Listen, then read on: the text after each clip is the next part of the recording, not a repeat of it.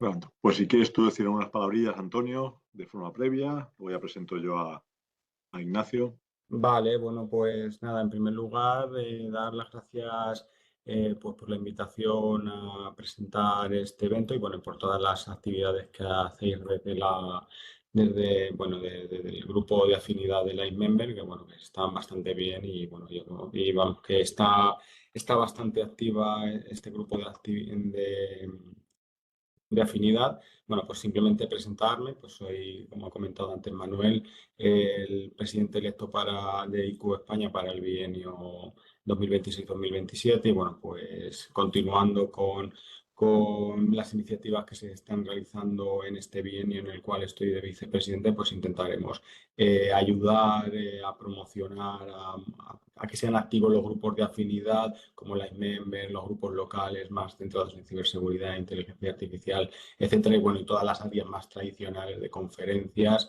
Y no solo eso, sino que cada grupo, cada área vaya digamos, no es algo que sea independiente, sino también intentar crear sinergias de unas áreas de afinidad a otras. Por ejemplo, Lightmember puede hablar de inteligencia artificial, ciberseguridad, etcétera. Tenemos grupos locales, pueden surgir sinergias, pueden surgir colaboraciones, eventos, etcétera, y con convenios que tenemos también en marcha. Y bueno, pues cuanto más activos estemos en todas las áreas y grupos, pues mejor que mejor. Y bueno, pues agradeceros pues eso pues que seáis un grupo activo, que sigáis así y bueno, pues nada, pues simplemente quería decir unas breves palabras como he hecho y nada, pues yo ya te devuelvo la palabra, Manuel, y muchas gracias por invitarme.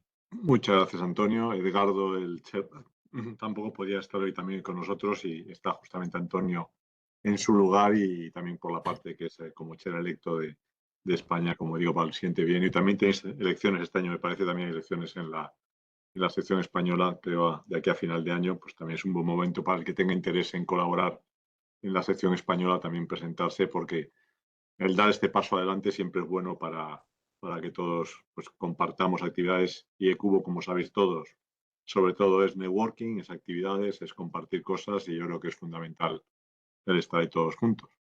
Pues muchas gracias, Antonio. Y pues nada más ya presentar a Ignacio. Ignacio Martil es catedrático en la Universidad Complutense de Madrid, catedrático de electrónica.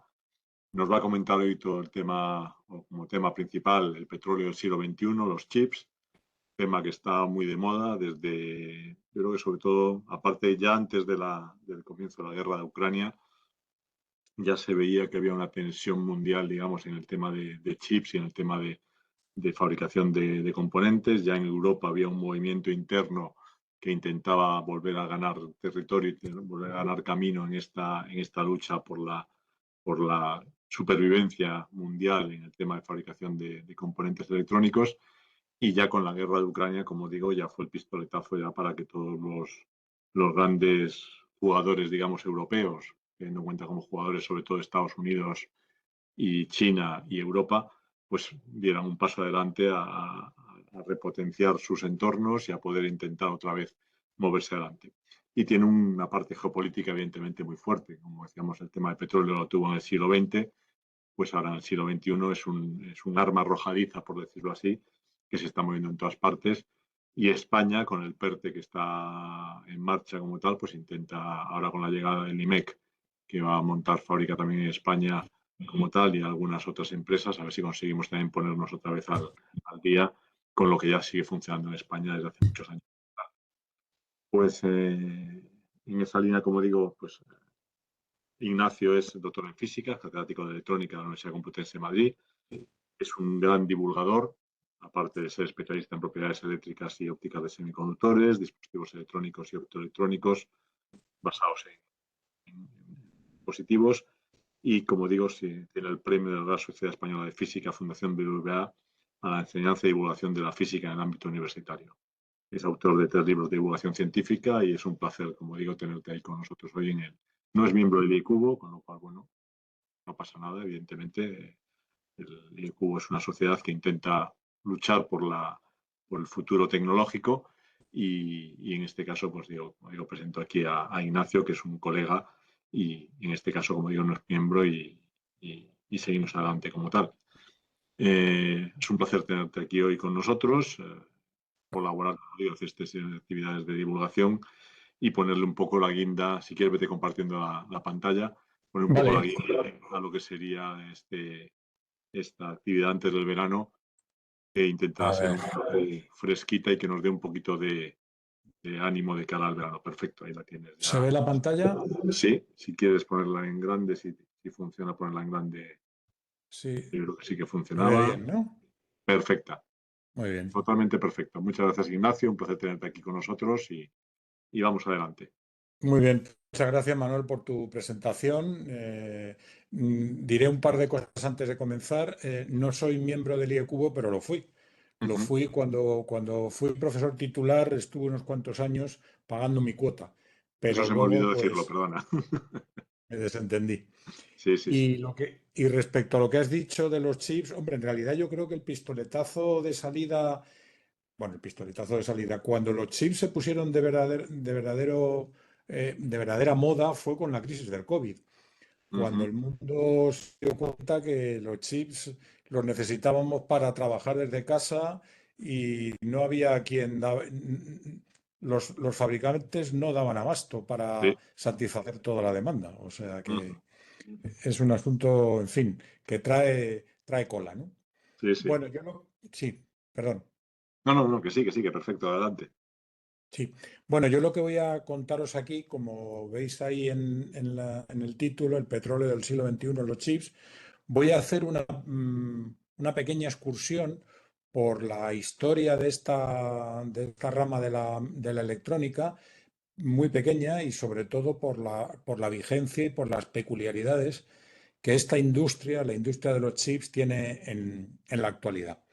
Yo voy a estar hablando unos 45 o 50 minutos más o menos y en todo momento vais a poder ver si me ajusto o no, porque vais a ver, ahora enseguida lo veréis cuando pase de diapositiva, ahí veis en la esquina inferior derecha, veréis el número de diapositiva por la que voy, con lo cual podréis saber si efectivamente me estoy pasando, me estoy quedando corto o me estoy ajustando. Procuraré ajustarme en la medida de lo posible. En primer lugar, os voy a dar un breve índice de cuál va a ser los contenidos de esta charla, qué puntos voy a tratar. Inicialmente voy a contar muy brevemente cómo nació todo esto con el nacimiento del transistor y del circuito integrado. Después hablaré de lo que yo denomino en muchas partes la revolución de los chips. Entraré en algún detalle de lo que es un chip y algunas otras singularidades de este objeto mágico, por lo menos para mí lo es. Describiré algunas de las muchas peculiaridades que tiene la tecnología microelectrónica en la actualidad. Hablaré de la industria, una industria esencialmente global. Es imposible entender esta industria sin su carácter global, en el sentido de que abarca todo el planeta. Ya veremos también algún detalle relacionado con esto. Bien, voy a ilustrar las peculiaridades de esta industria con el ejemplo que, a mi modo de ver, es el que mejor ejemplifica lo que es esta industria, que es cómo y quién fabrica un teléfono móvil. Y ahí nos podremos dar cuenta de hasta qué punto esta es una industria realmente global. Y finalmente estableceré unas breves conclusiones. Bueno, a lo largo de la charla os voy a sugerir a los que estéis escuchando esto algún pequeño o gran ejercicio de imaginación que voy a ir colocando a lo largo de los distintos ítems que voy a ir tratando por aquí. Bueno, pues sin más detalle, entro ya en harina y me meto en el nacimiento del transistor. Bueno, por razones que darían para otra charla como esta, el transistor nació al final de la Segunda Guerra Mundial y aprovechó toda una serie de conocimientos y de know-how que la Segunda Guerra Mundial aportó a la ciencia y a la tecnología de los semiconductores. No entraré en detalles de eso, simplemente recordaré, porque seguro que todos lo conocéis, que el transistor nació de la mano de tres científicos, John Bardeen, William Shockley y Walter Brattain, en los laboratorios de investigación de una empresa privada, de ATT, en las Navidades del año 1947. Bueno, ese primer dispositivo, que era auténticamente artesanal y que es un verdadero milagro que aquello funcionara, pues lo tenéis ahí en una imagen de una réplica que se conserva en el Bell Labs Memorial y que es exactamente lo que estos tres científicos hicieron en esas Navidades del año 47, tras estar persiguiendo un dispositivo que no era este, sino que era el transistor de efecto campo, durante muchos años, y que por una de estas serendipias que tiene la historia de la ciencia, pues dieron con él, ¿no? De manera que al día de hoy podemos decir que los padres del transistor, y yo diría los ancestros, abuelos, bisabuelos y tatarabuelos de todo lo que inunda nuestro mundo moderno, son ellos tres, ¿no? Desde que nació el transistor hasta que ese transistor vio un primer desarrollo comercial, pues tuvieron que pasar unos cuantos años, porque el primer equipo que utilizó el transistor como tal es del año 1954, es la primera radio compacta, las radios hasta que apareció la Regency TR1, ahí tenéis la imagen de la publicidad de este dispositivo, pues eran las voluminosas radios que funcionaban con válvulas de vacío. Es curioso porque en la publicidad que se hizo de este dispositivo se hablaba de que no tenía dentro pesadas válvulas de vacío, lo que llevaba dentro eran 6 transistores y costaba un pastizal, porque si os dais cuenta, ahí lo pone, $49,95 del año 54, venían a ser más o menos 800 euros del día actual, ¿no? Bueno, ese es el primer dispositivo, es decir, pasan 7 años desde que nace el dispositivo hasta que se le encuentra una aplicación comercial masiva, que esto revolucionó muchos aspectos de la vida cotidiana, porque era la primera vez, como se pudo comprobar después, que un ciudadano normal y corriente llevaba las noticias en el bolsillo, ¿no? Y estuviera en la Quinta Avenida de Nueva York o en algún desierto insospechado, podía ser capaz de escuchar noticias, ¿no? Uno de los integrantes de aquel grupo, Shockley, que tenía un carácter, digamos, peculiar, pues abandonó ATT, abandonó Bell Labs y se fue a la costa oeste de los Estados Unidos y allí fundó su propia empresa, Shockley Semiconductors, con la idea de hacerse rico. Lo interesante de este asunto, bueno, tiene muchos detalles interesantes. El primero es que aquella empresa apenas duró un año, porque la gente que trabajaba con él no soportaba a Shockley, porque era verdaderamente un tipo insoportable. Y porque además también es interesante porque esto fue el nacimiento, la semilla tecnológica de lo que años después se conocería, como se conoce hoy en día, como Silicon Valley, ¿no? Ahí tenéis una imagen de la industria, la empresa, la fábrica como tal, y lo que muchos años después se ocupó en esa fábrica, que era una frutería, la Fiesta Supermarket, un supermercado de frutas y verduras. Y es interesante también porque en el aparcamiento de aquella frutería, pues hay una placa que recuerda que allí efectivamente nació Silicon Valley, ¿no? Bueno, justo un año después, los 3 científicos, Shockley, Bardeen y Brattain, recibieron el Premio Nobel de Física por por el descubrimiento, la invención del transistor. Bueno, el transistor estaba destinado, y así se vio muy deprisa y muy rápidamente, a utilizarse en ordenadores. Y de hecho, el primer ordenador que utilizó los transistores como tal fue Tradic, ahí lo tenéis, una imagen. No es que fuera precisamente pequeño, está ahí incorporado en el fuselaje de un avión de combate. Estaba conectado a un radar y analizaba la información que proporcionaba el radar en tiempo real.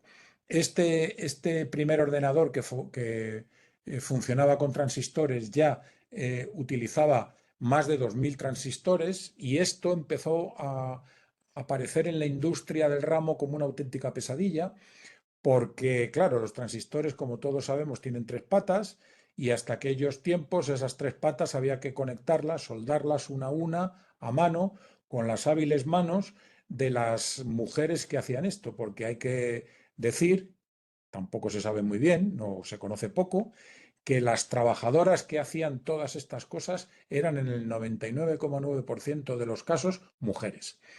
Bueno, pues esto apareció como una pesadilla porque, claro, soldar casi 7000 patas a mano, en cuanto una soldadura no funcionaba, pues aquello pues no funcionaba tampoco. De manera que eso es lo que en aquel tiempo se conoció por otras razones también, como la tiranía de los números.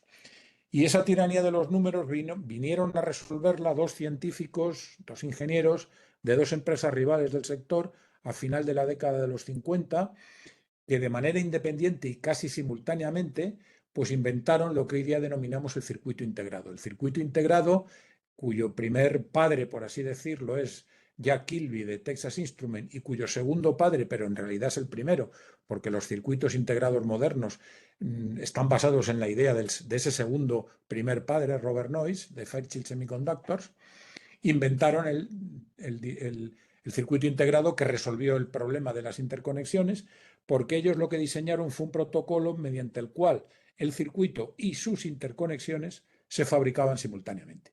Y esa fue una de las claves que permitió superar el problema de la tiranía de los números. Ellos son, por supuesto, las ideas que tuvo el uno y el otro fueron radicalmente distintas. De hecho, la imagen de la derecha es la idea de Noyce y es la idea corregida y ampliada que utilizamos hoy en día para hacer los circuitos integrados, pero realmente antes de él pues estuvo Jack Kilby, ¿no? Bueno, esta es otra historia que también daría para otra charla, no me detendré en más detalles. Y pues ellos son los padres del circuito integrado, vamos, y los tíos abuelos del teléfono móvil y de los ordenadores y de tantos otros artilugios que utilizamos en nuestra vida cotidiana. Bueno, ese primer circuito integrado comercial de Fairchild se instaló en las calculadoras del ejército de los Estados Unidos. Ahí tenéis una publicidad que apareció en la revista Life a poco de que aquello empezara a ser comercial. Y también se instaló, los que fabricaba Texas Instruments, en el sistema de guía de uno de los misiles, el misil Minuteman, que fue uno de los programas militares más costosos de la historia, ¿no? Pero realmente el éxito de los circuitos integrados, el primer rotundo éxito, fue el programa Apolo, porque las naves del programa Apolo, una de las razones por las cuales llegaron a la Luna, no la menor, precisamente, fue que el ordenador de guía del programa de las naves, el Apollo Guidance Computer, pues era un ordenador de chips, de circuitos integrados. Bueno, pues solo 41 años después, lo digo con sorna, evidentemente, pues a Kilby se le concedió el Premio Nobel de Física por la invención del transistor. Noyce no lo recibió porque Noyce había fallecido 10 años antes. Bueno, este es el pequeño apunte histórico que quería comentaros. Vamos a entrar ya con la actualidad. ¿Qué es un chip? Bueno, todos lo sabemos, un chip. Bueno, voy a poner el puntero si me deja. A ver, el puntero aquí está. Esto es el chip. Bueno, pues como todos sabéis, el circuito integrado para ser operativo pues va embutido en una resina que con una serie de contactos lo conecta con el mundo exterior, ¿no? Si yo hago, eso es un chip, eso es lo que hoy día denominaríamos un chip, ¿no? Si hacemos un poco de zoom, pues veríamos que lo que tenemos ahí en el chip son pues el propio circuito integrado y luego multitud de patitas que hay por ahí que lo conectan con el mundo exterior, ¿no? Y si hacemos de nuevo un poquito más de zoom, pues veríamos cómo son esas interconexiones. Este sería uno de los pelos de oro de las interconexiones y aquí en líneas coloreadas pues estarían las pistas metálicas que interconectan los elementos del circuito que están debajo y que lógicamente no se ven.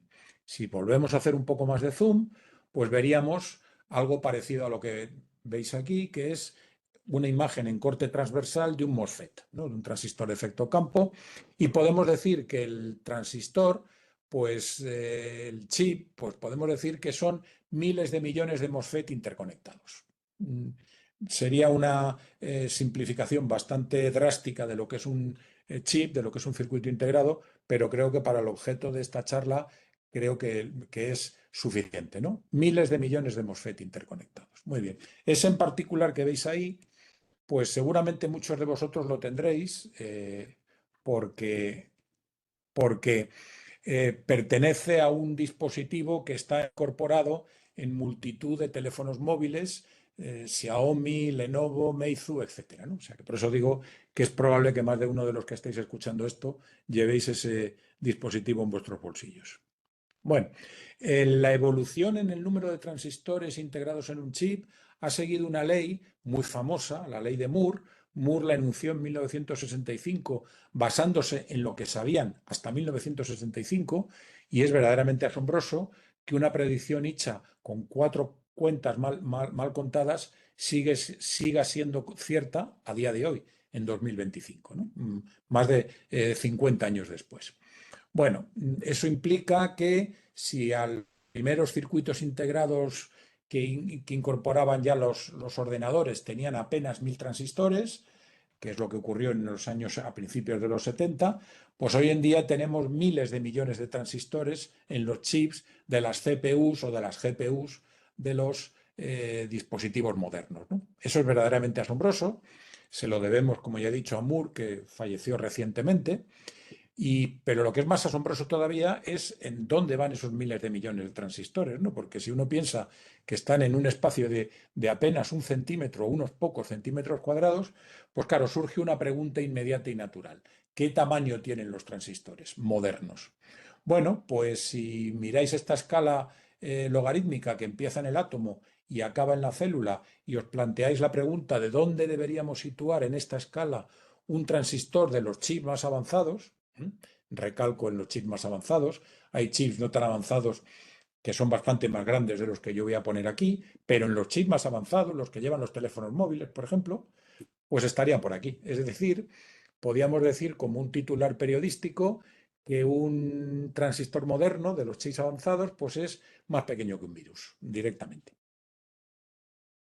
Claro, esto es verdaderamente inconcebible. Y la pregunta es, ¿qué significa entonces la ley de Moore? Pues ahora os voy a sugerir un pequeño ejercicio de imaginación. Imaginaos que el Auditorio Nacional de Música que tenemos aquí en Madrid, allí en la calle, ya no me acuerdo cómo se llama, Príncipe de Vergara. Imaginaros el aforo de ese auditorio es un aforo, allí cabemos cuando vamos algunos de los que estamos por aquí, 2.300 personas. Muy bien, pues imaginaros que el tamaño de los seres humanos hubiera evolucionado con el tamaño de los transistores. E imaginaros que el aforo, ese Auditorio Nacional de Música, es un chip que no cambia de tamaño a lo largo de los años. Y entonces nos preguntamos, ¿qué tamaño deberíamos tener los seres humanos siguiendo la ley de Moore y cuántos de nosotros entraríamos en el Auditorio Nacional de Música si hubiéramos seguido la ley de Moore, si nuestro tamaño hubiera seguido la ley de Moore? Bueno, pues empezamos en 1971. En 1971 no es un año arbitrario, es el año en el que se comercializa el primer microprocesador de la historia, el Intel 4004. El Intel 4004 tenía precisamente 2.300 transistores. O sea que en el año 1971 habríamos entrado los mismos que entramos hoy en día, 2.300 personas. Muy bien. ¿Qué hubiera sucedido si ese auditorio, sin modificar su estructura ni sus dimensiones, hubiera podido albergar a seres humanos que hubiéramos evolucionado en tamaño con la ley de Moore? Pues si hubiéramos vuelto en el año 82, ahí nos habríamos tenido que meter ya, nos podríamos haber metido 130.000 personas, que era el número de transistores que tenía uno de los procesadores más célebres de Intel, el 286. Si hubiéramos vuelto en el año 2000, pues nuestro tamaño habría sido tal que nos podríamos haber metido toda la población de Tokio, 37 millones, que es el número de transistores que tenía el Intel Pentium 3. Si hubiéramos vuelto en 2011, nuestro tamaño ya sería tan ridículo que podríamos haber metido toda la población de China, 1.300 millones, que es el número de transistores que tiene el Intel Core i7, que alguno de vosotros con toda probabilidad tendrá en su portátil. Si hubiéramos vuelto en 2017 ya nos habríamos metido todo el planeta, porque 7.400 millones de transistores es el número que tiene uno de los procesadores más célebres de IBM, el Z14. Y finalmente, si hubiéramos vuelto en 2023, hace un par de años, pues podríamos haber albergado a 2 planetas enteros, porque 15.000 millones de transistores, de seres humanos, son los que tiene uno de los procesadores que utiliza uno de los iPhone más avanzados que hay el día de hoy, el Bionic A15, que lo lleva el iPhone 16, creo recordar en este momento, si no me falla la memoria de los números. Bueno, de eso hablamos cuando hablamos de la ley de Moore, de algo verdaderamente asombroso. Muy bien. ¿Qué hace posible este asombro? Es decir, ¿Qué tecnología es capaz de meter 15.000 millones de dispositivos activos en un espacio de poco más de 1 centímetro cuadrado? Eso tiene que ver con la tecnología microelectrónica en la actualidad, ¿no? Bueno, fabricar un chip es un proceso extraordinariamente complejo. Aquí os pongo una imagen súper simplificada de cuáles serían los pasos que hay que dar para llevar desde una oblea virgen de silicio hasta un chip, una oblea procesada, a través de toda una serie de pasos como son oxidación, litografía de definición de motivos, metalización, dopado, etc. Bueno, esto es extraordinariamente simplificado. Baste decir que al día de hoy la realización práctica de un chip moderno pues puede llevar en torno a 1.000 y más pasos de esta naturaleza, 1.000 o más pasos de esta naturaleza, con lo cual uno se puede hacer una idea de la extraordinaria complejidad que alberga llevar esto a la práctica, ¿no? De todos esos pasos que están aquí más o menos, bueno, más o menos no, totalmente simplificados, hay uno especialmente crítico al día de hoy, que es la litografía. La litografía. Y dentro de la litografía, bueno, eso sería el producto final, ¿no? Una oblea procesada. Dentro de la litografía hay especialmente un aspecto realmente llamativo de la litografía, y es que las máquinas de litografía más avanzadas que se fabrican en la actualidad las fabrica un fabricante europeo, supongo que lo sabéis, ASML. ASML a lo mejor no dice gran cosa, pero ASML es como origen una escisión de la antigua Philips. Eso ya seguramente no sonará más. Ahí tenéis la imagen de una de las máquinas de litografía más avanzadas que ASML fabrica en la actualidad, los equipos de litografía de ultravioleta extremo. Esa máquina cuesta la friolera de 300 millones de euros, una máquina. Y una de las peculiaridades que tiene esta máquina, que es común a toda la industria, es que en realidad ASML no es el fabricante de la máquina. ASML es el que ha diseñado la máquina y ASML tiene multitud de proveedores que suministran todos los componentes críticos de la máquina. De hecho, bueno, ahí la tenéis un poco en esquema para hacernos una idea de los tamaños con el ciudadano que está aquí colocado a la izquierda para hacernos una idea dónde se sitúan las obleas y dónde las máscaras que van a proyectar las imágenes que van a dar lugar a los motivos que compondrán el chip.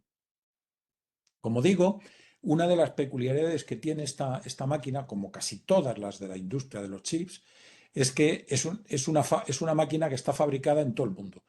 Porque, por ejemplo, la fuente de ultravioleta extremo se fabrica en Estados Unidos, los espejos que tiene el equipo se fabrican en parte en Alemania, el equipo de vacío en el cual va inmerso se fabrica en Gran Bretaña, parte de los equipos mecánicos se fabrican en Japón, etc. Luego, cuando veamos más detalles de cómo es la industria microelectrónica, ahondaremos en esta situación.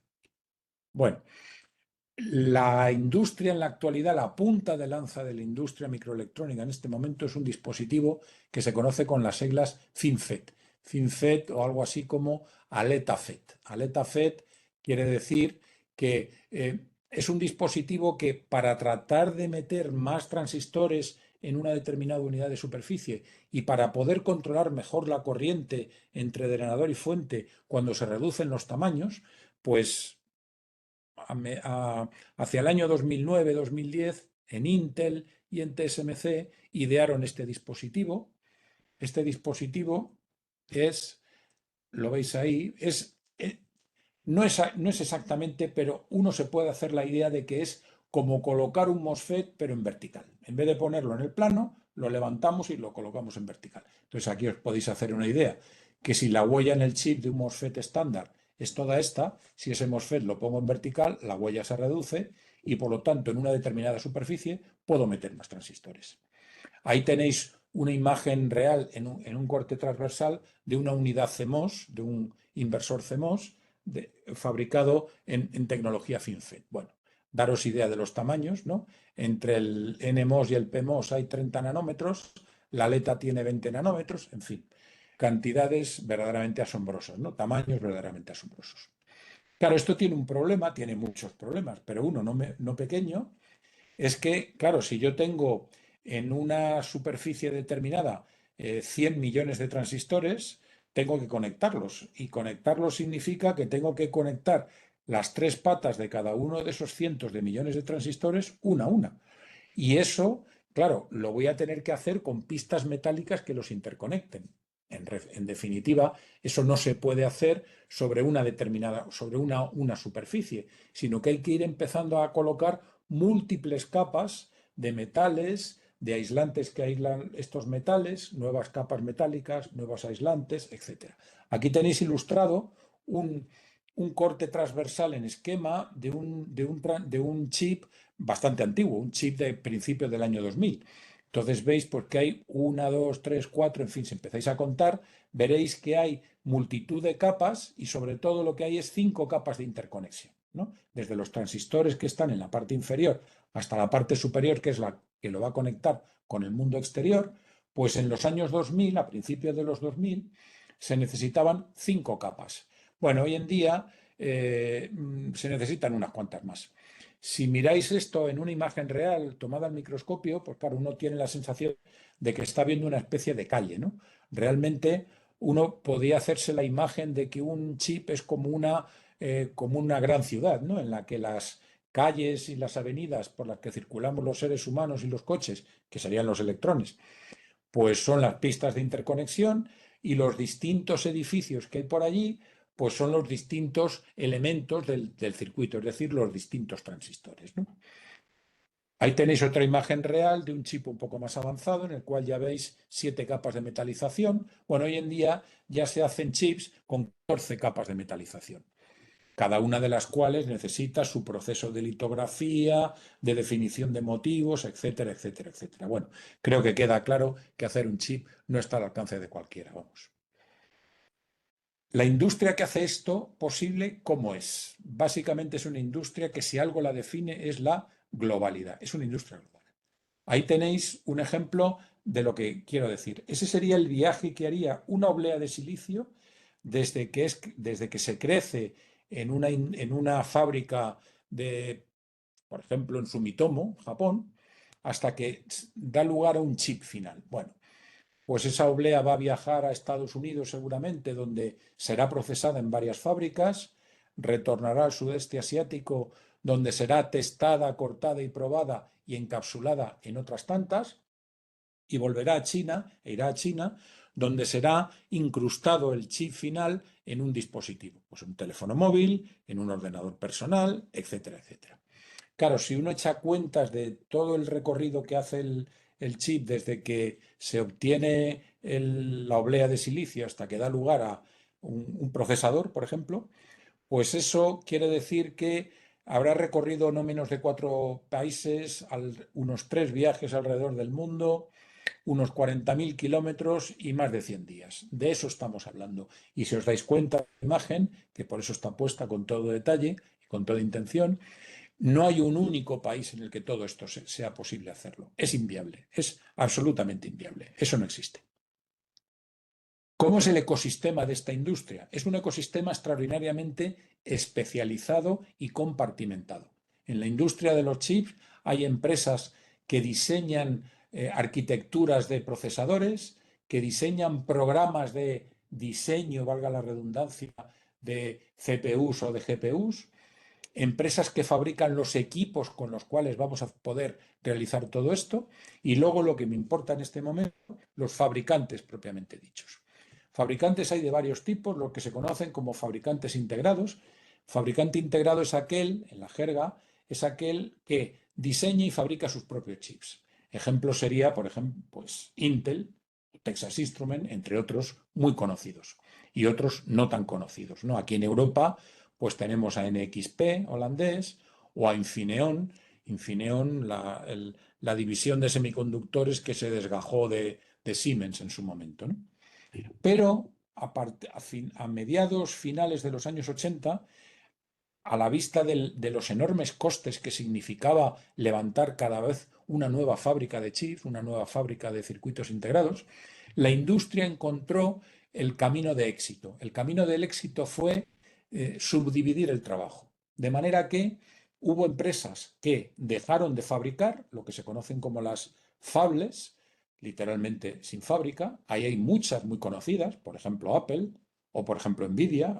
Hoy día, ¿quién no ha oído hablar de Nvidia, verdad? O AMD, entre otras. Esas son todas fabless, es decir, no fabrican nada, solo diseñan, solo entre comillas, claro. Y luego las que solo fabrican, también entre comillas el solo, sin diseñar.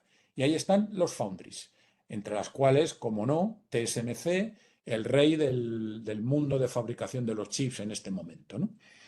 Luego daremos algunas cifras de TSMC para ilustrar esto. Hay otras, Global Foundries de Estados Unidos, OMC, también de Taiwán, SPIC, una fábrica, una foundry muy importante y cada vez lo es más de China continental, etc.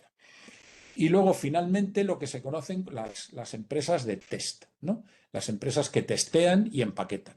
Esas son menos conocidas, esas están prácticamente todas en el sudeste asiático.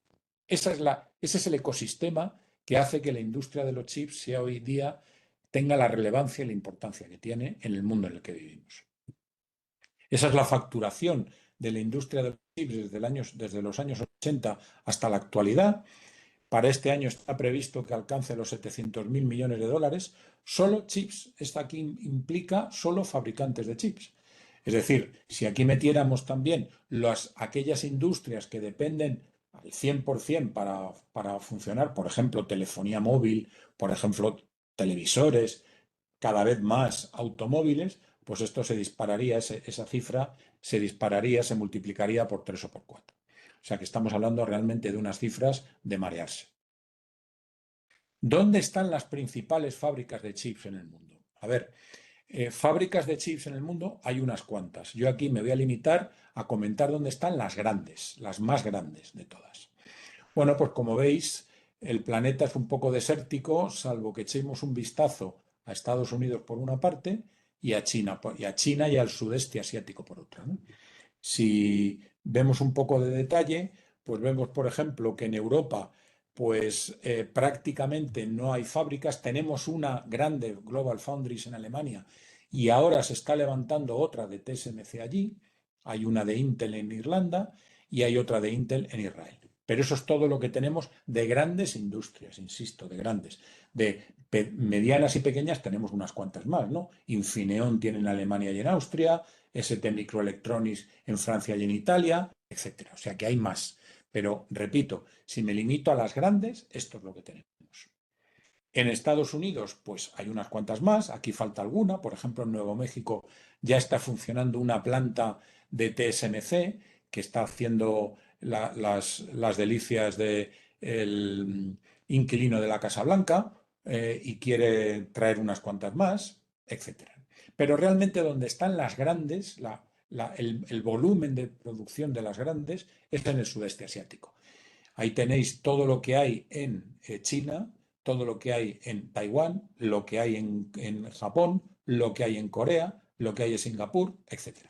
Es decir, que el núcleo central, la parte fundamental del león, de dónde está la industria de los semiconductores hoy en día, podemos decir, sin temor a equivocarnos, que está concentrado en el sudeste asiático. Y una de las claves de todo esto es esta, TSMC, la joya de la corona, a la que el secretario general del Partido Comunista Chino le tiene unas grandes ganas de tenerla bajo su poder. ¿Quiénes son los mayores por volumen de producción? Los foundries que más fabrican. Bueno, ya lo he dicho, y aquí tenéis las claves, TSMC. TSMC en este momento fabrica más del 50% de los chips del planeta. Más del 50%. Si miráis lo que hacen otras compañías, pues veis que a bastante distancia está Samsung, UMC, Global Foundries, etc. Ahora, si miramos otros detalles, como por ejemplo cuál es la valoración bursátil, algo un poco más etéreo que lo que es la propia fabricación, aquí las cosas cambian un poco, porque si aquí incluimos también a los fabless, es decir, a los que no fabrican, pues el rey del mambo en este momento de la valoración bursátil es Nvidia. Y todos sabéis por qué, seguro, porque Nvidia es el gran diseñador de los chips que llevan los equipos de inteligencia artificial. Claro, el éxito de NVIDIA proviene y por qué esta hegemonía en la inteligencia artificial, porque las máquinas de inteligencia artificial utilizan básicamente, bueno, más cosas, pero básicamente, y sin entrar en grandes detalles, GPUs conectadas de manera colaborativa. Y NVIDIA, antes de hacer esto, era el rey de las GPUs, ¿no? Seguro que todos, en mayor o menor medida, tenemos en nuestros ordenadores tarjetas gráficas GPUs diseñadas por NVIDIA. Bueno, pues esa es un poco la razón de por qué NVIDIA tiene la posición hegemónica que tiene en este momento y que hace que sea, desde el punto de vista de valoración bursátil, repito, la más importante en este momento, la mayor. Bueno, voy a ilustrar cómo es esta complejidad de la industria microelectrónica viendo cómo y quién fabrica un teléfono móvil. Y voy a ir dando algunos detallitos. Entonces, por ejemplo, el proceso de fabricación de un teléfono móvil comienza cuando hay una firma europea que licencia los derechos de propiedad de la arquitectura del procesador. Seguro que lo conocéis y si no, no suena el nombre, os lo digo. Esa empresa se llama ARM. ARM es probablemente en este momento, bueno, también está Intel con su arquitectura 8.6 y el RISC-V, pero bueno, ARM es, digamos, la más hegemónica en este momento, ¿no?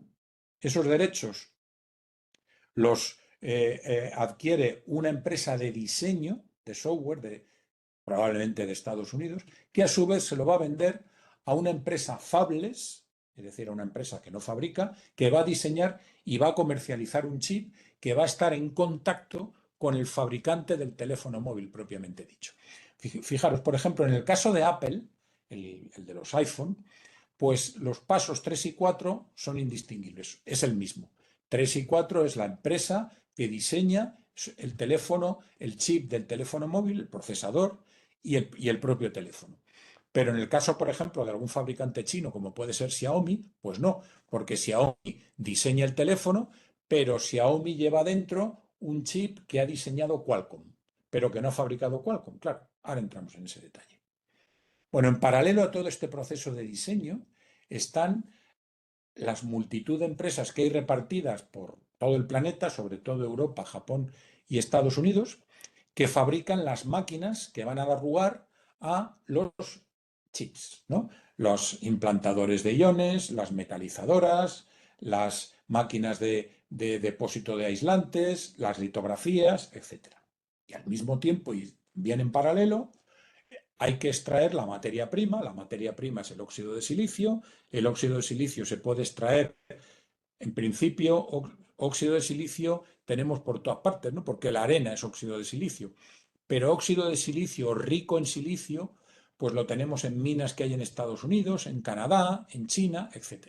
Ese silicio hay que extraerlo, hay que refinarlo, hay que convertirlo en silicio de pureza semiconductora, eso se hará por ejemplo, en Japón, no solo, pero por ejemplo, ese silicio ya obtenido en forma de lingote se va a cortar en obleas, probablemente en una empresa de Corea del Sur, y todo esto va a confluir en un fabricante que va a estar en Taiwán, TSMC en el ejemplo que estoy dando, que va a fabricar el procesador del teléfono recibiendo todo lo que tenemos aquí, las máquinas, el silicio, el diseño, etc. Una vez que esté hecho ese chip, se va a ir a alguna empresa subcontratada que esté y que corte y que encapsule el chip, que probablemente estará en Malasia. Ese chip se va a incorporar ya encapsulado a la placa base de un teléfono móvil, por ejemplo. Ese va a estar en China o en India. Eso, si os suenan nombres, estoy hablando en este caso concreto de Foxconn.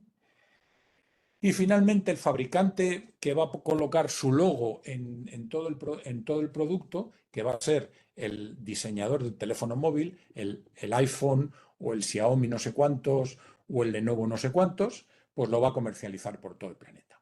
Bueno, pues veis que en todo este proceso de fabricación, diseño, fabricación, etcétera, involucra fases de diseño, equipos de fabricación, materiales, fabricación propiamente dicha, comercialización.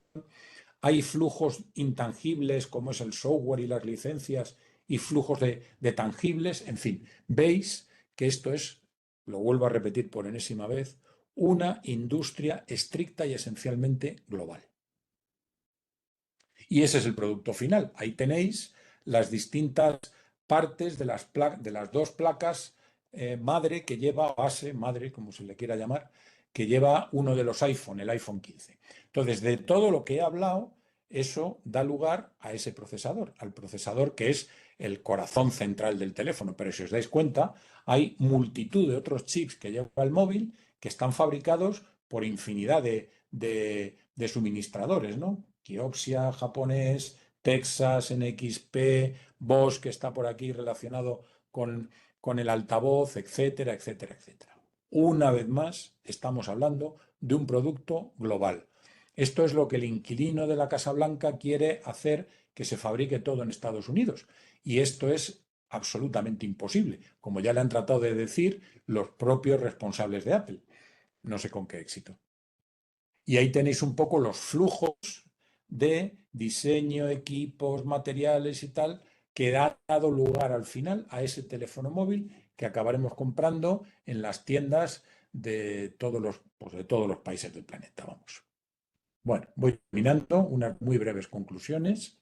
Creo que me estoy ajustando bien al tiempo. A ver, sí, estoy ajustándome bien. Bueno, una de las peculiaridades que tiene esta industria es que hasta el año 2010, más o menos, la respuesta de la industria a los requerimientos de los clientes siempre era lo mismo.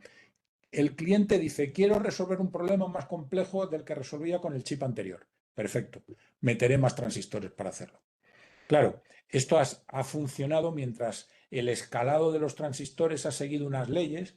Esto de las leyes del escalado daría también para otra charla, en fin, todo daría para otra charla.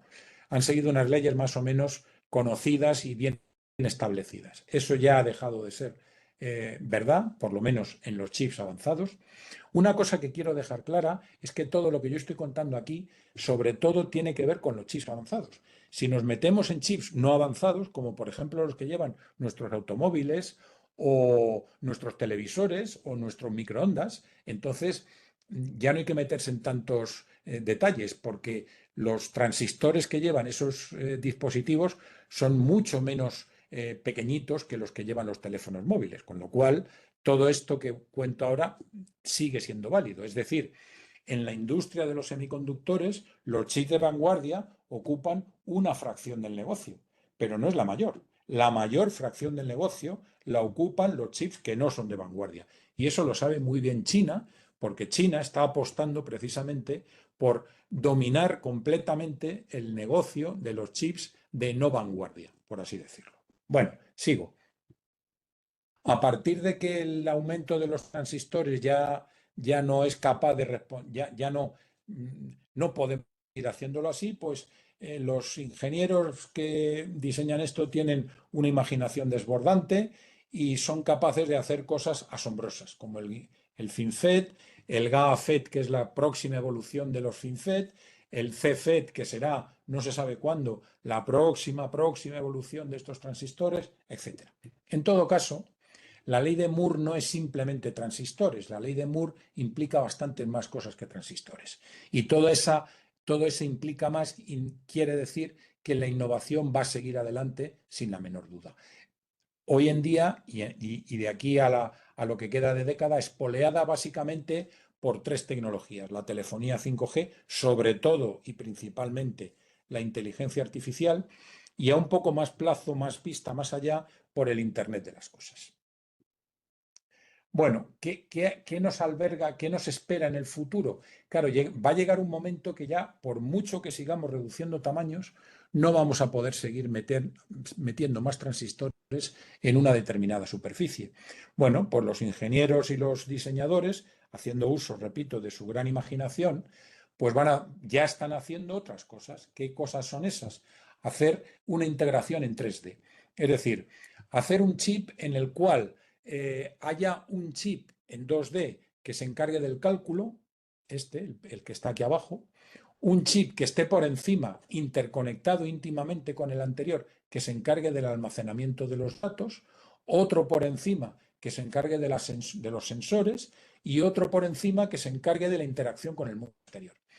Mientras nos movamos en el eje horizontal, seguiremos hablando de más Moore, más ley de Moore, más integración, pero cuando eso llegue a seguir, pues hablaremos de más allá de Moore, que es en lo que está en este momento la industria trabajando.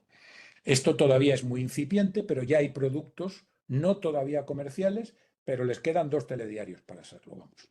Bueno, estoy terminando y ahora voy a terminar con otro ejercicio de imaginación.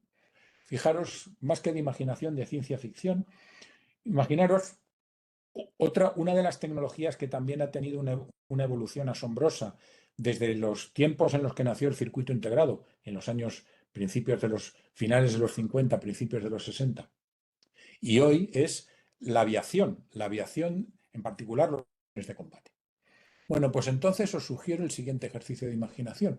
¿Qué habría sucedido con la velocidad y con el coste de los aviones de combate actuales si hubieran seguido una evolución idéntica a la de los transistores de los chips? Es decir, qué hubiera ocurrido con el coste si este hubiera evolucionado con la escala de integración de los chips? Uno. Y dos, ¿qué hubiera ocurrido con la velocidad si hubieran seguido esas leyes de los transistores? Fijaros, ahí tenéis un ejemplo. Año 1958. Se comercializa, se da a conocer un caza que fue muy famoso en aquellos tiempos, el F-104 Starfighter. Ese avión volaba a 2.100 km/h y con un coste actualizado al día de hoy de 16 millones de dólares. Bien, ¿cuánto costaría entonces si hubiera seguido la evolución de los aviones de combate, la evolución de los circuitos integrados? ¿A qué velocidad volaría un avión en la actualidad? ¿Y cuánto costaría un avión en la actualidad? Pues nos encontraríamos que volaría a 10 a la 13 kilómetros por hora. Os recuerdo que la velocidad de la luz es 10 a la 9 kilómetros por hora y costaría 10 céntimos de dólar. Bueno, de eso estamos hablando.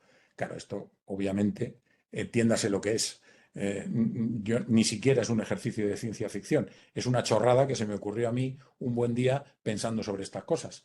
Pero creo que ilustra muy bien de qué estamos hablando cuando hablamos de la industria de los chips. Bueno, finalizo con una última diapositiva que siempre dedico a la publicidad y autopromoción. Por si alguien no lo sabe, yo tengo una página web personal que se llama un poco de cienciaporfavor.com. Si la abrís en un ordenador de torre, la veréis así. Si la queréis abrir en un móvil, no tenéis más que copiar ese código QR y os la podréis descargar tranquilamente. Pues nada más, muchas gracias por vuestra atención. Creo que efectivamente me he acoplado. Sí, eso es. He estado un poquito menos de 50 minutos. Pues cualquier duda o pregunta que queráis hacer, estoy a vuestra disposición. Perfecto, muchísimas gracias, Ignacio. Ha sido una visión alucinante, como decíamos antes. En la parte esa final del Eurofighter, yo también te pondría el ver el tamaño. Sería como una Claro, cabeza ya. de alfiler. Sí, claro, por supuesto. Tendríamos un avión diminuto que haría maravillas, claro. Sí, sí. ¿Alguna pregunta, comentario que tengáis por ahí? De los colegas que tenemos por ahí conectados.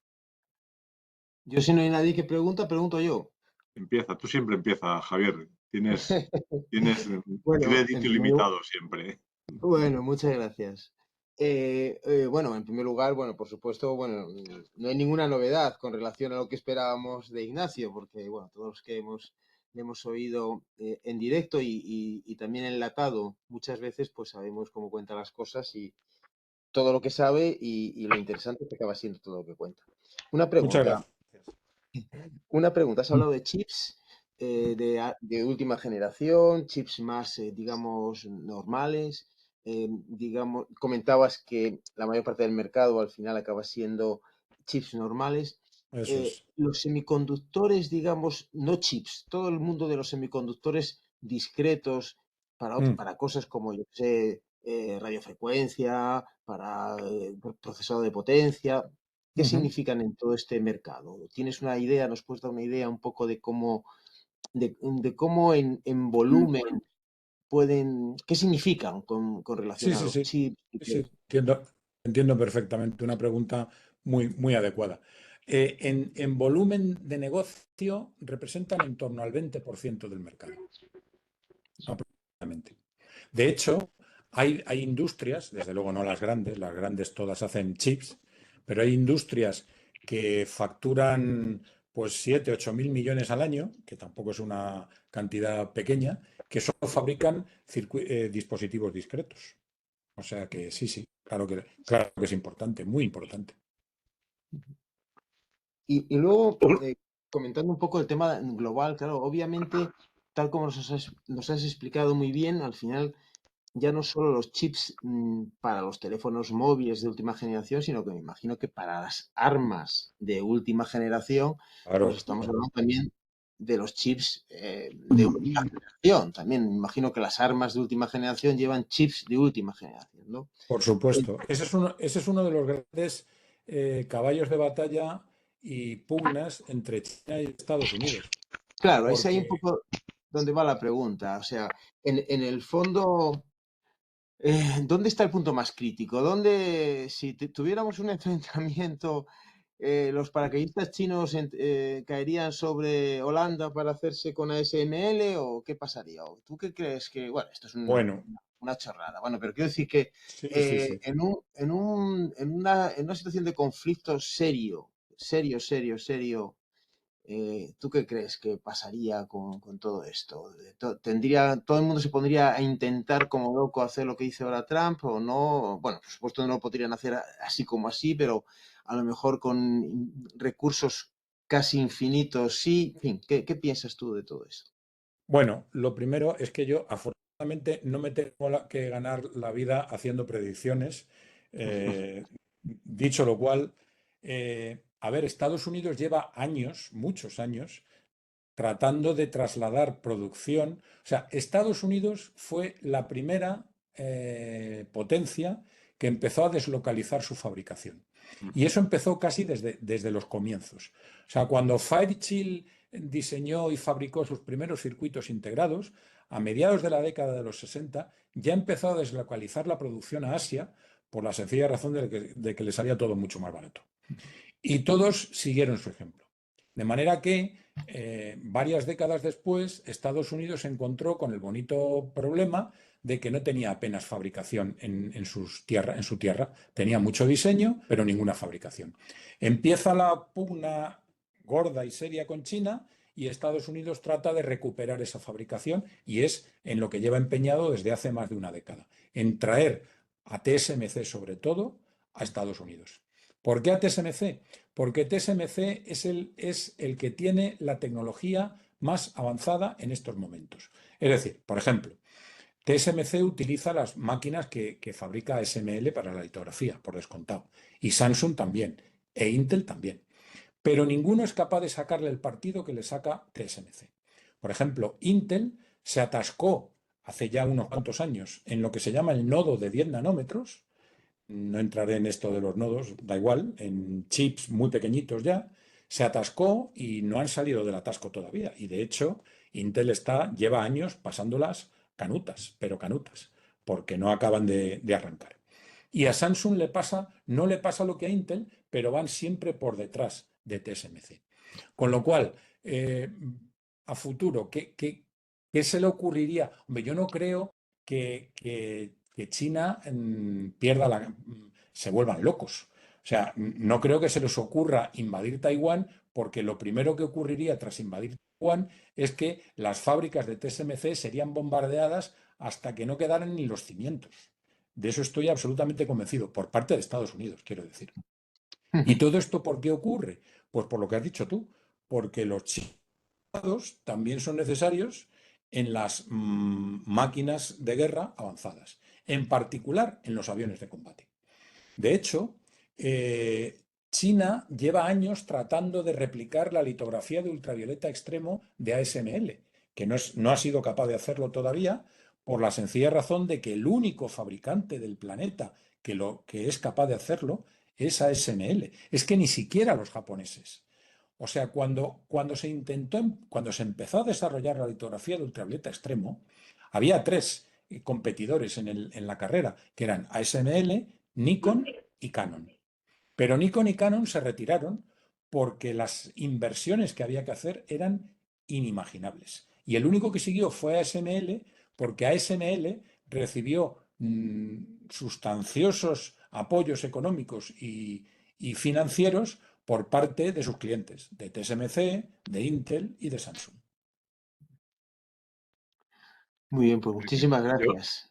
Enlazando con Nada. esa pregunta, un inciso, un Sí, sí, inciso. di, En Bartolomé. el año 55-56, cuando yo estaba haciendo quinto o sexto bachillerato, conocí el receptor de transistores, el Regency. Un compañero sí, mío, qué sí, bueno. un compañero mío, su padre era médico, había ido a hacer un curso a Estados Unidos y al volver se trajo un aparato de estos, una radio de transistores, la primera, y Qué bueno. este compañero mío la llevó a clase y allí estuvimos manoseándola. Claro, joder, pues qué suerte, Sí, Eso sí. sí, qué se suerte. la he conocido físicamente. Sí, Ya sí, no me sí. acuerdo si la tuve en mis manos o no, pero allí estuvimos todos como locos alrededor de él viendo el gran invento. Qué bueno, qué bueno. ¿Alguna pregunta más antes de cerrar la sesión? ¿Un comentario más? Eso que has comentado ahora, al final, Javier e Ignacio, creo que es fundamental, ¿no? Normalmente la tecnología en general, nos guste o no nos guste, suele ir muy ligada de lo que es la parte militar, evidentemente. Hay muchas Por tecnologías nuevas supuesto. que siempre han estado primero en la parte militar porque los desarrollos son mucho más, digamos, complicados de mantener y luego se aplican en la parte civil. Pero yo creo que hay sitios, como tú comentabas ahora, que evidentemente sigue habiendo una parte militar fundamental ahí detrás, que no Bueno, esto llega es, a la parte civil, pero yo creo que la parte civil también está tirándola mucho del carro por la gran inversión que hay que hacer y por la gran, digamos, volumen de negocio que hay ahora mismo, sobre todo en el tema de los móviles, evidentemente, y los y en la ordenadores IA, y no te pequeños olvides y la de IA, sobre todo y en la aplicada a IA. todo.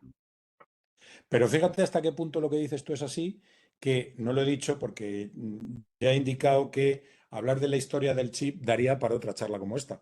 Pero desde que el primer chip comercial apareció en el mercado, que fue en el 61, creo recordar, hasta mediados de esa década, el único cliente de las fábricas de chips fue el ejército de los Estados Unidos. No el principal, no, el El único, único. ¿no? O Sí, sea sí, que sí. imagínate. Y saca la bola de nuevo, decías que eres mal predictor. Sí. ¿Quantum o IA? ¿Dónde va el futuro?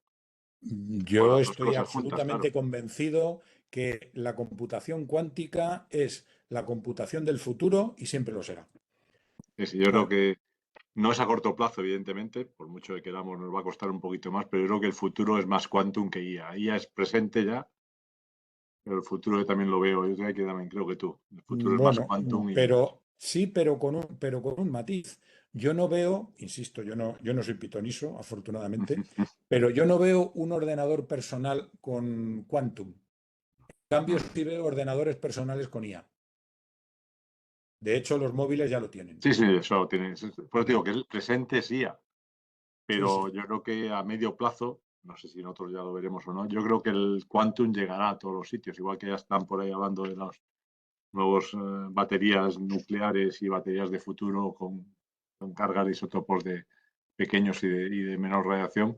Yo creo que va a haber un cambio brutal en la miniaturización de muchas cosas y yo creo que el quantum cuando llegue llegará también a ese entorno, pero bueno, le costará un poquito aún más, por mucho que quieran Pues, también los americanos y los chinos que están pegándose ahí y también España con nuestro computador que tenemos ahí, el Mare Nostrum versión ujú, quantum, cuando esté disponible también como tal. sí, sí. Pues Reforzando lo que ha dicho el ponente sobre Taiwán, hay un artículo de esos del Spectrum en el cual dice exactamente eso, que lo que frena a China a invadir Taiwán es el destrozo que se causaría a la industria de TSMC y el resto de los Vamos, sí, semiconductores. sí. es Que que que sin necesidad del bombardeo directo, ya solamente la guerra desajustaría todas las máquinas y les llevaría completa, muchos años volverlas a poner en marcha. claro.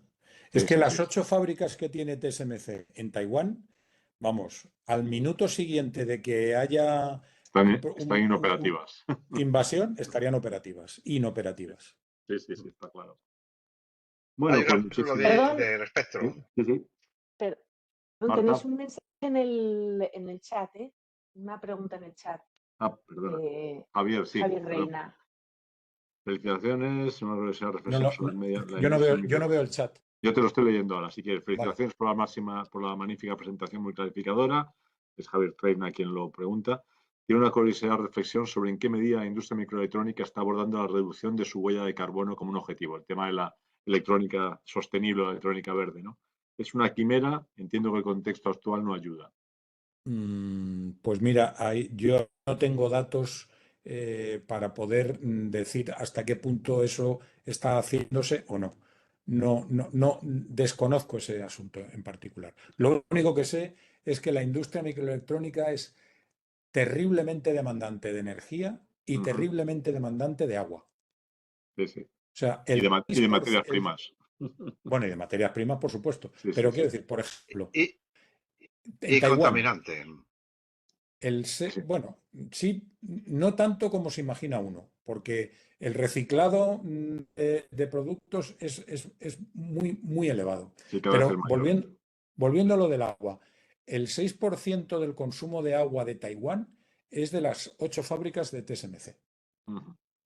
Bueno, Sí, sí. os voy a contar una anécdota sobre de la antigua fábrica de ATT aquí en Tres Cantos. Hace unos años hubo un incendio aquí cerca y entonces los helicópteros fueron al antiguo estanque que tenía ATT, Ah, sí. cargaron agua y antes de poder descargarla les llamaron por radio que tenían que volver a devolver ese agua que estaba muy contaminada al estanque antiguo del ATT. O sea que todavía el agua está contaminada allí. Madre Y mía. han pasado como más de 20 años desde que esa fábrica cerró. Cerró, sí, Ya. sí, sí. No, esa contaminación, si no se quita, no se va nunca, claro. Bueno, pues Ya. muchísimas gracias. Gracias a todos por haber estado hoy por ahí con nosotros. Un abrazo, Ignacio, y nos vemos en otro viaje. Y ha sido un placer conocerte por el motivo justamente de Y yo esta sesión hoy. encantado de haber estado aquí, de haber estado aquí con vosotros y de haber participado de esto, que me lo he pasado muy bien. Y bueno, este tipo de charlas a mí me gustan mucho y estoy encantado de cada vez que me inviten a una de poderlo hacer porque Bueno, te me lo digo, paso pues muy tienes bien. aquí digo, al grupo de live members del IECubo, digamos, de los mayores del IECubo, evidentemente dándote las gracias y aplaudiendo de forma real y virtual la charla que has dado y agradecer a todos la presencia y nos vemos en la siguiente después de verano. Que tengáis un buen verano todos y seguimos en De acuerdo. contacto por las redes por ahí. Te veremos en las redes también, Ignacio. Sí, Un muchas abrazo y gracias. enhorabuena, Adiós, Ignacio. adiós. Muchas Adiós. Adiós y muchas gracias. Un abrazo. Un placer haber asistido a esta charla. Lo mismo Muy digo. bien, lo hemos pasado muy bien todos, sí. Adiós. Gracias, Venga, muchas hasta gracias. luego. Chao. Adiós.